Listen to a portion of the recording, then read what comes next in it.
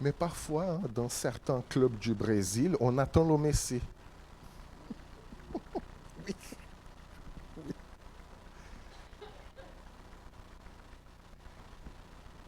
Et voilà que nous arrivons au chapitre 11 du prophète Ésaïe. Et Judas subit encore les conséquences de sa mauvaise politique en plaçant sa confiance dans l'Empire assyrien pour être délivré. Bon, rien de nouveau sous le soleil. Hein. Et justement, en plaçant sa confiance dans l'Empire assyrien pour être délivré, Judas est tombé dans l'idolâtrie. Hein, de faire confiance dans la politique, dans la diplomatie humaine et tout ça, et dans son orgueil, hein, le roi Akas, qui faisait confiance dans sa diplomatie internationale, dans son orgueil, et tout le peuple avec lui. Hein, il a cru qu'il pouvait tout régler par sa propre capacité, sa force, en prenant ainsi la place de Dieu. L'idolâtrie a pour effet l'injustice sociale. C'est le premier effet. Hein? Pourquoi? C'est quoi l'idolâtrie? Ce n'est pas le fait d'adorer des images. Adorer une image, une idole, c'est un effet.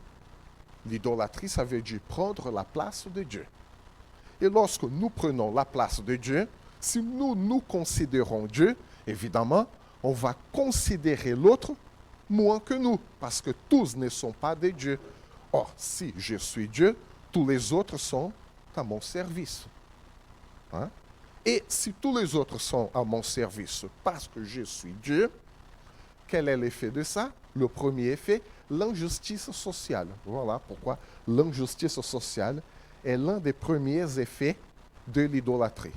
Ce n'est pas le fait d'adorer des images. C'est un effet, mais pas le principal. C'est l'injustice sociale. Et donc,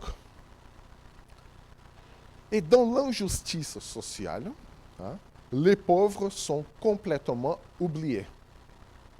Lorsqu'une société est dirigée par des leaders orgueilleux, les conséquences de l'injustice sociale sont inévitables et la rupture relationnelle s'infiltre partout.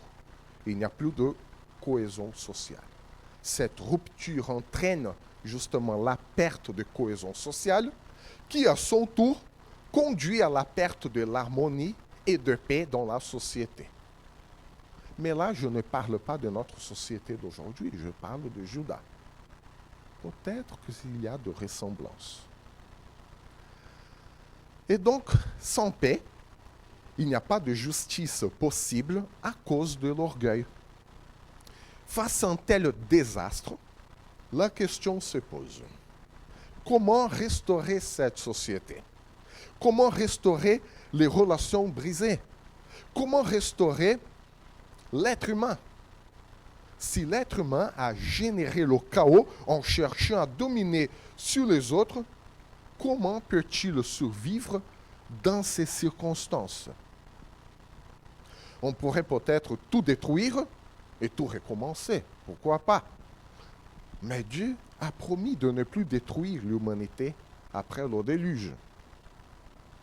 Le péché, en fait, il s'est enraciné profondément dans le cœur humain. Comment alors restaurer l'humanité?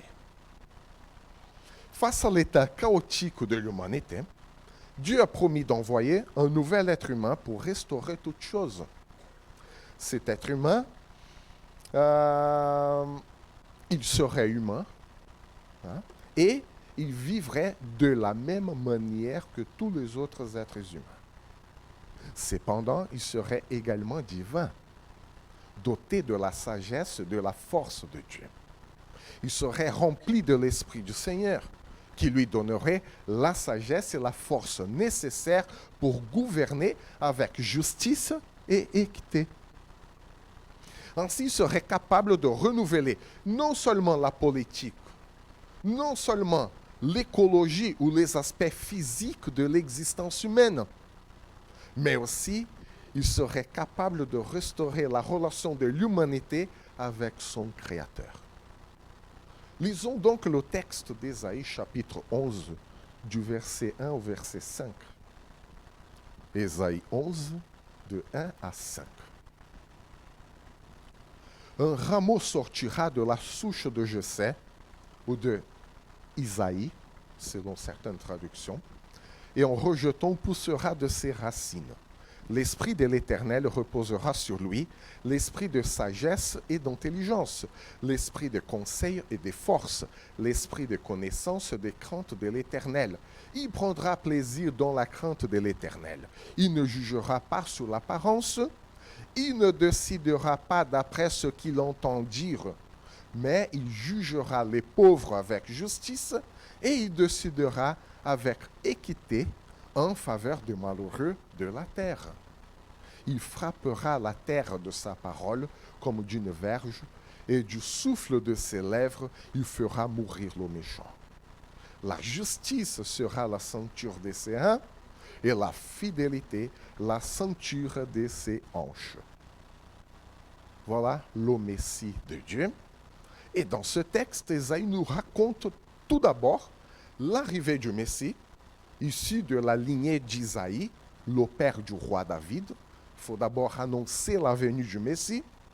Et puis après, Ésaïe décrit le caractère du Messie et quel est son projet, quel est son programme de vie, comment il va intervenir au sein de l'humanité pour la restaurer. Donc, deux choses, la venue du Messie et comment il va intervenir. Et Ésaïe commence dans les versets 1 et 2 pour décrire la venue du Messie. Et il est intéressant de noter dans ces deux premiers versets que malgré l'état chaotique de la situation à cette époque-là, l'intervention du Messie envoyé par Dieu ne vient pas pour tout briser d'un seul coup. Ah, je vais tout briser et tout. Non. Dieu ne fait pas ça. Il s'agit plutôt d'une intervention qui commence par un simple rameau, poussant sur quelque chose qui existe déjà. Ésaïe commence par utiliser l'image d'un arbre pour représenter la lignée d'Isaïe, le père du roi David. Cette image, en fait, d'un arbre évoque l'idée que la dynastie de David a été interrompue. Et pourquoi? Parce qu'il y a tout un tas de mauvais rois, tout un état de coup d'État à cette époque-là, et la lignée du roi David a été interrompue. Bon, de toute façon, pendant l'exil babylonien, la lignée du roi David a été vraiment interrompue. Mais, en rejetant, sortira de ses racines pour la rétablir. Cela signifie que ce Messie serait également un roi, ce qui suggère l'idée de quelqu'un qui gouverne. Un roi sortira, poussera de ses racines. Et dans un monde où les gouvernements humains ont produit l'injustice, le désaccord, le manque de paix, Ésaïe annonce une bonne nouvelle. Le gouvernement du Messie portera du fruit, un fruit sain et qu'on peut manger, comestible ou mangeable, je ne sais jamais.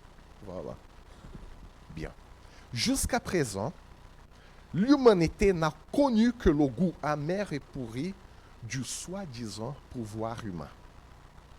Babylone, la Syrie, Édom, Moab, Ammon, et même Juda et Israël à la limite.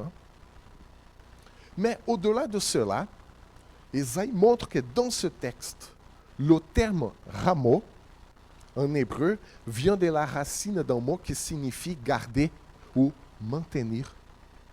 C'est la même racine, rameau, ou garder et maintenir. Cela peut signifier que le Messie envoyé par Dieu gardera l'humanité, maintiendra l'humanité, la création, car jusqu'à présent, elle n'a fait que se détruire. Et un rameau vient pour garder l'humanité, d'elle-même peut-être. Une autre chose remarquable dans ce texte est que le prophète utilise le nom d'Isaïe plutôt que celui de David. Il ne dit pas de la racine de David, il dit de la racine d'Isaïe, c'est le père du roi David. Bien que David soit considéré comme le roi par excellence et un modèle pour les croyants, il a toujours avoué sa condition de pécheur. Il a toujours cherché la repentance auprès de Dieu. Voilà pourquoi David est un modèle, à cause de ça, grâce à sa repentance. Ésaïe mentionne Isaïe, le père de David, car son nom, Isaïe, signifie sauver ou délivrer. Par conséquent, le Messie vient pour sauver et pour délivrer le peuple de Dieu.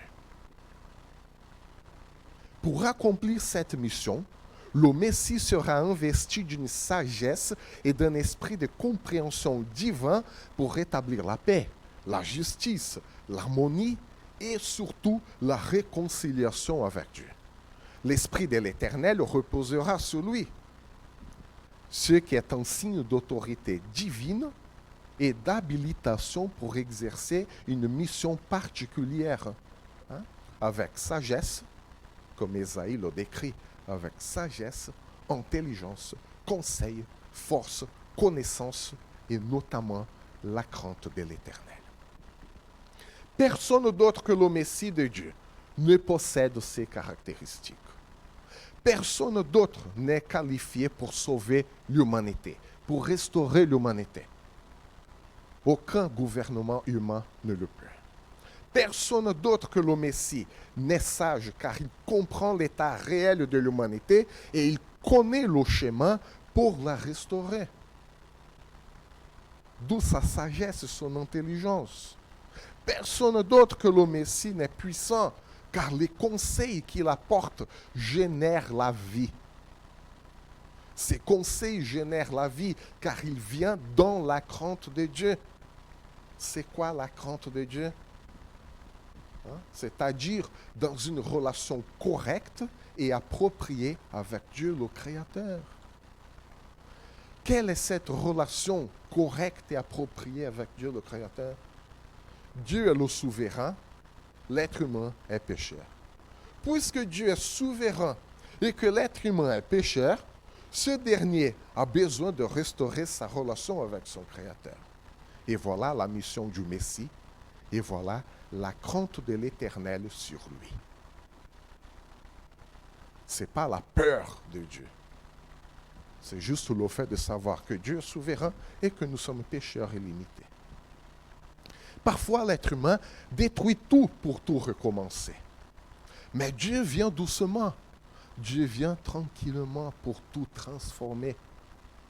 Dans le Nouveau Testament, Jésus montre que le royaume de Dieu naît humblement. Il est né dans la simplicité et la discrétion. Voyons toutes les images que Jésus nous a données du royaume de Dieu.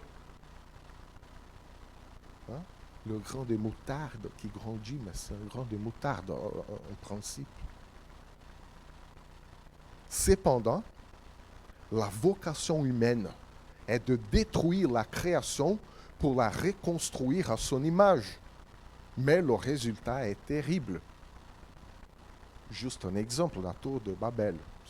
Voilà, il y en a d'autres. Un autre, l'être humain, veut souvent montrer sa force, sa puissance, alors que le Messie est né d'un simple rameau.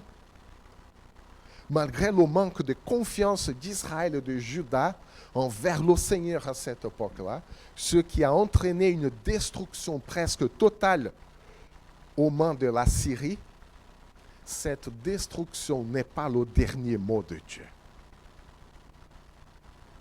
Nous avons ici l'expression de la grâce souveraine d'un Dieu juste et fidèle qui avait promis de bénir et de garder son peuple.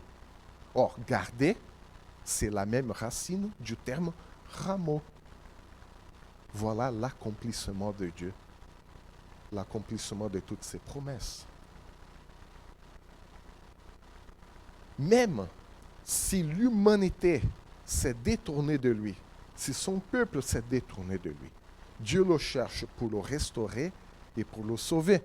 Voilà la fidélité de Dieu. Dieu s'engage avec lui-même pour accomplir ce qu'il a promis, malgré l'état déchu de l'humanité.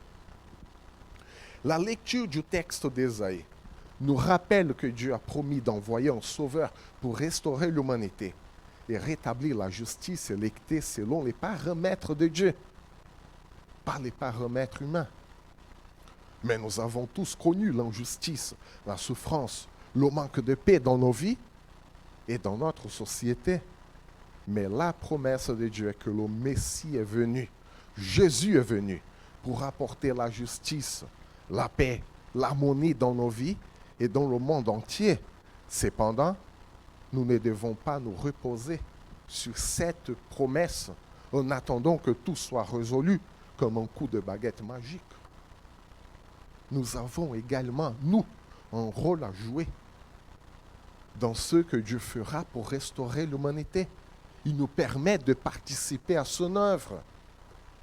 Tout comme Ésaïe, nous devons commencer par reconnaître nos propres fautes et péchés. Ésaïe l'a reconnu au chapitre 6. Ce qui doit nous amener à la repentance. Nous devons nous détourner de l'orgueil et de la recherche de pouvoir pour nous mettre au service des autres et de Dieu lui-même. Nous devons nous engager à promouvoir la justice, l'équité, l'amour, la paix dans nos communautés, là où nous vivons, dans notre monde, en luttant contre l'injustice et en travaillant pour la paix et l'harmonie. C'est le discours de Jésus au sermon sur la montagne. Être les artisans de la paix. En suivant les enseignements de Jésus le Messie, nous pouvons devenir des agents de changement pour restaurer l'humanité et apporter la justice et la paix dans notre monde. Nous pouvons être des porteurs d'espoir, de l'espérance pour ceux qui sont désespérés, des porteurs de lumière pour ceux qui sont dans l'obscurité et des porteurs d'amour pour ceux qui ont été blessés. Que Dieu nous aide à être de vrais disciples de Jésus le Messie en participant à la restauration de Dieu dans l'humanité.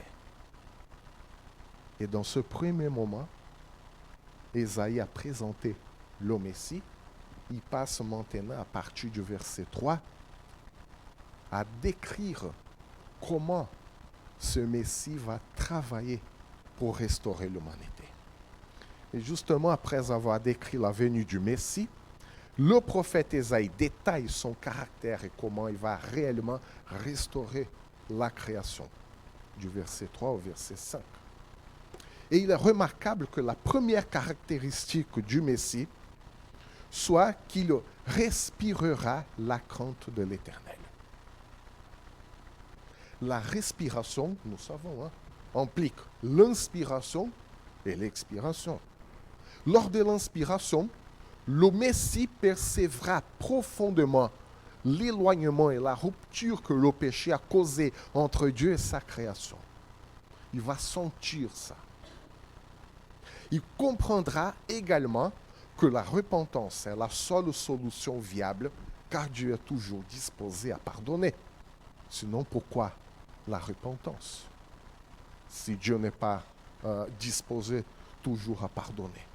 Donc, lors de l'expiration, le Messie montrera et partagera la crainte de l'Éternel. Cela signifie qu'il exposera les péchés et à quel point les êtres humains se sont éloignés de leur Créateur et comment cette distance leur a nui. Voilà, il faut exposer les péchés. Sinon, pourquoi chercher la repentance? Pourquoi aurais-je besoin de Dieu si je suis parfait? Ensuite, le Messie montrera à quel point Dieu est bon et juste. Le choc provoqué par ces deux réalités, le péché humain et la grâce, la bonté de Dieu, doit susciter la repentance, car l'être humain réalise à quel point il a besoin de Dieu, étant donné que la politique et la diplomatie humaine n'ont jamais apporté la paix ou la justice. C'est pourquoi le Messie sera investi du pouvoir divin pour accomplir la tâche de juger les pauvres avec justice et équité et de blâmer les oppresseurs. Et oui, Le Messie incarne en lui-même la présence divine au milieu de l'humanité déchue. C'est pourquoi Ésaïe dit, il ne jugera pas sur l'apparence, il ne décidera pas d'après ce qu'il entend dire, mais il jugera les pauvres avec justice et il décidera avec équité en faveur des malheureux de la terre. Cela signifie que le jugement du Messie ne sera pas condamnatoire pour condamner tout de suite. C'est pas ça que Dieu veut montrer. Le Messie ne vient pas pour ça. Car le thème jugé dans ce texte d'Ésaïe signifie discerner ou même voir clairement.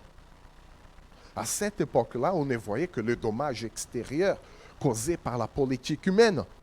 Mais l'humanité avait besoin de beaucoup plus qu'une simple restauration physique, politique ou sociale. Elle avait besoin de restaurer sa relation avec Dieu. Bien sûr, il y a l'aspect physique des pauvres, des malheureux. Il faut traiter ce problème-là. Mais le texte va au-delà de l'apparence physique, car il parle des affligés et des opprimés. Cela concerne l'aspect physique, mais pas seulement. C'est pourquoi le jugement, ou plutôt le discernement, sera prononcé avec droiture et équité. Ce n'est pas par hasard qu'Ésaïe met la droiture et équité comme une qualité du jugement. Cela signifie une restauration intégrale et correcte. Et c'est là la signification du terme justice en hébreu. L'intégralité, la complétude. Mais quelle est la base de l'intégralité et de la justice dans la Bible? La justice dans la Bible repose sur la vérité de la parole de Dieu. C'est pourquoi le prophète Ésaïe poursuit en affirmant que la parole de Dieu frappera la terre. La parole frappe la terre lorsqu'elle révèle que l'être humain est pécheur et limité, tandis que Dieu est souverain et saint. Ça, c'est un coup de bâton. Hein? T'es pécheur, Alexandre. Comme ça, mais je suis merveilleux. Non, tu n'es pas merveilleux, tu n'es pas parfait. Tu n'es pas Dieu. Cela nous frappe, cela frappe notre orgueil. Et ça vient d'où? De la parole de Dieu. C'est la parole de Dieu qui révèle toutes ces choses-là. Et voilà pourquoi elle frappe la terre. Cette vérité est d'ailleurs la base de la crainte de l'Éternel, dont nous avons parlé plus tôt. Elle est si puissante que lorsqu'elle est prononcée, elle fait mourir le méchant, selon Ésaïe. Ou selon le terme hébreu, l'injuste. On a traduit méchant, mais le terme mieux traduit, c'est l'injuste. Or, si le juste est celui qui vit selon la parole de Dieu, hein, c'est-à-dire celui qui reconnaît sa pauvreté, sa limitation ainsi que la souveraineté et l'éternité de Dieu, alors l'injuste ou le méchant est celui qui renie ces vérités. Parce que pécheurs, nous le sommes tous. Ce n'est pas une distinction entre pécheur et pécheur. Non. L'injuste est celui qui ne reconnaît pas la souveraineté de Dieu, ni ses propres péchés. Et le juste est celui qui reconnaît ses péchés et la souveraineté de Dieu. D'autant plus qu'il n'y a pas un grand pécheur et un petit pécheur. Nous sommes tous pécheurs. Et l'injuste ou le méchant, il renie cette vérité. Non, Dieu n'est pas souverain. Et oui, je ne suis pas pécheur. Il renie la réalité du péché et il renie la présence de Dieu dans ce monde. Or, si l'injuste ou le méchant renie ces vérités, une vie pleine n'est plus possible parce qu'il vit dans le mensonge. C'est pourquoi à la fin du verset 4, il est dit qu'il meurt par la parole de la vérité.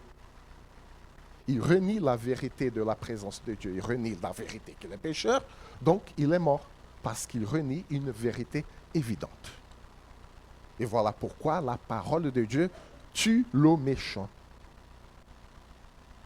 En fait, c'est le méchant qui se tue lui-même en reniant ses vérités, après tout. Quant à l'intervention du Messie de Dieu, elle a pour résultat la justice et la fidélité. Le Messie instaure ainsi une relation correcte au sein de l'humanité et il reste ferme dans ce qu'il a promis et ce qu'il a établi, c'est-à-dire voilà la fidélité. La fidélité, ça veut dire tout simplement rester ferme et fidèle dans ce que j'ai promis, dans ce que j'ai dit. C'est exactement l'image que Isaïe nous donne dans ce texte au verset 5. Le Messie reste ferme dans ce qu'il a promis. Face à une humanité vacillante, Dieu reste ferme dans sa parole. Et voilà pourquoi la parole de Dieu frappe l'humanité. Le Messie présenté dans ce texte, en fait, va au-delà d'un simple gouverneur choisi par l'humanité. Ce texte parle d'une personne qui est à la fois homme et Dieu, chargé de restaurer l'humanité et sa relation avec le Créateur dans la paix et dans la justice. Il est important de noter que la paix et la justice mentionnées dans ce texte ne se limitent pas à notre propre compréhension de ces termes.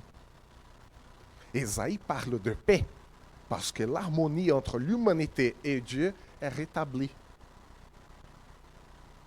Voilà, l'humanité et sa création forment un ensemble harmonieux. Il parle de la justice parce que cette relation harmonieuse entre l'humanité et Dieu sera établie sur la bonne et correcte relation créateur-créature, où la créature ne cherchera plus à prendre la place du Créateur. En trouvant son plaisir dans la présence de Dieu, plutôt que dans l'oppression de son prochain, parce qu'il ne prend plus la place de Dieu, la créature évite l'oppression des autres et rend le monde plus juste et plus dans la paix. Voilà la logique du prophète Ésaïe. Dans le Nouveau Testament, Jésus affirme qu'il est la vérité. Il est la vérité parce qu'il rend la vie possible sur la base de la vérité de la parole de Dieu. Jésus est la vérité parce qu'il montre qui nous sommes et qui est Dieu. Et voilà pourquoi Jésus est la vie. Voilà pourquoi il est le Messie de Dieu tant attendu et pourquoi nous devons lui faire confiance. Voilà donc, mes frères et sœurs, nous avons entendu comment le Messie présenté dans ce texte est à la fois homme et Dieu, chargé de restaurer l'humanité et sa relation avec le Créateur dans la paix et dans la justice. Et maintenant, nous savons qu'est-ce que ça veut dire, la paix et la justice. Nous avons entendu comment il a respiré la crainte de l'Éternel. Cela implique que nous devons également respirer la crainte de l'Éternel. Nous devons comprendre que le péché a causé une rupture entre Dieu et sa création et que nous avons besoin de la repentance pour être réconciliés avec lui. Nous devons montrer aux autres à quel point Dieu est bon et juste. Or, montrer que Dieu est bon et juste, ça veut dire quoi? Glorifier le nom de Dieu. Sanctifier le nom de Dieu. Voilà pourquoi Jésus commence sa prière. Que ton nom soit sanctifié. Que nous montrions combien tu es bon et juste. Nous devons être les porteurs de la présence divine au milieu d'une humanité déchue. En tant que chrétiens, nous avons un rôle important à jouer dans le monde. Nous devons être des témoins de la vérité de la parole de Dieu. Nous devons vivre selon la parole de Dieu et reconnaître notre propre pauvreté et notre limitation, tout en acceptant la souveraineté et l'éternité de Dieu. Nous devons nous efforcer d'être justes et fidèles. Et voilà notre rôle. Il y a un effort à faire. Pas pour être sauvés, parce que nous sommes déjà sauvés. Et puisque nous sommes déjà sauvés, nous avons un effort à développer. pour être juste et fidèle. Juste, avoir la bonne et correcte relation avec Dieu. Et fidèle, rester ferme sur la parole de Dieu. C'est ça, vous savez, du juste et fidèle. Tout comme Jésus l'a été. Cela peut sembler un travail difficile, mais nous avons la promesse que Dieu reste ferme dans sa parole. Nous pouvons être assurés qu'il sera avec nous dans notre quête de justice et de paix, bibliquement parlant, sinon chacun aura sa propre conception de justice. Nous pouvons croire à la parole de Dieu qui nous exhorte aujourd'hui à respirer la crainte de l'Éternel et à nous engager à vivre selon sa justice. Nous pouvons avoir un impact énorme sur le monde qui nous entoure si nous suivons le modèle de Jésus, le Messie de Dieu. Engageons-nous donc aujourd'hui à être des porteurs de la présence divine au milieu d'une humanité déchue, à être des témoins de la vérité de la parole de Dieu. Je vous invite donc à rendre louange et gloire à Jésus, le Messie, parce que à lui la majesté. Nous adorons notre Seigneur parce qu'il est majestueux. Il est là, il a tout accompli et nous le louons, nous l'adorons. Je vous invite donc à vous lever.